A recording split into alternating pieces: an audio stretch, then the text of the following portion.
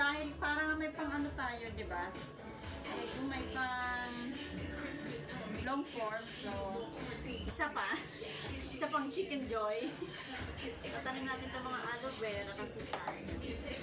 Baka nakikita, sabagay, wala naman makikita dyan. Wala naman makikita dyan, so ayan. Diba? Dalawa na yung aloe vera ko. Ay, hindi, ito pa pala, wait lang. Ito pala yung ikakanin ko. Ito, nilipat ko, tiniriplan ko dyan. Teka. Teka, ilalagay ko yung isang gloves. Wait lang. Ito pala yung itatanim ko muna kasi nire-replant ko. Ay, ang tigas. Ang tigas! Okay lang, gusto ko yung matigas. Mas maganda ang matigas. Wait lang. Tigas nga, oh my God.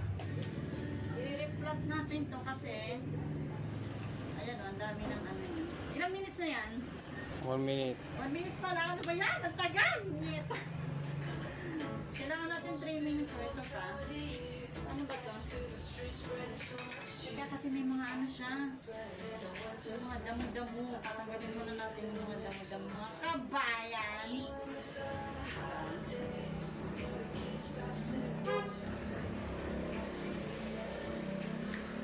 Kailangan natin ito tanggalin kasi hindi naman siya kasali. Tapos ito ngayon ay ating ano tawag doon, hati-hatiin na natin ito. Galing ko sa ano? Ayan! Tada! Galing to sa Ligaw, hinihi namin doon.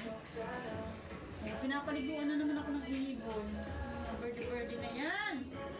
Birdie, ano ba? Pinapaliguan niyo ako. Babasa na ako dito. Mga birdie na to. Dito siya, di ba? Tapos mamaya, diligan natin ito ng bonggang-bongga. Teka, mahaba kasi ng ugat niya.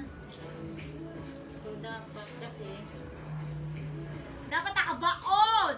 Ganun! Dapat nakabaon para sasagad mo siya sa baba! Ang ingay. Dapat nakabaon siya mga kabayan pag nagtatanim ka. Ganun!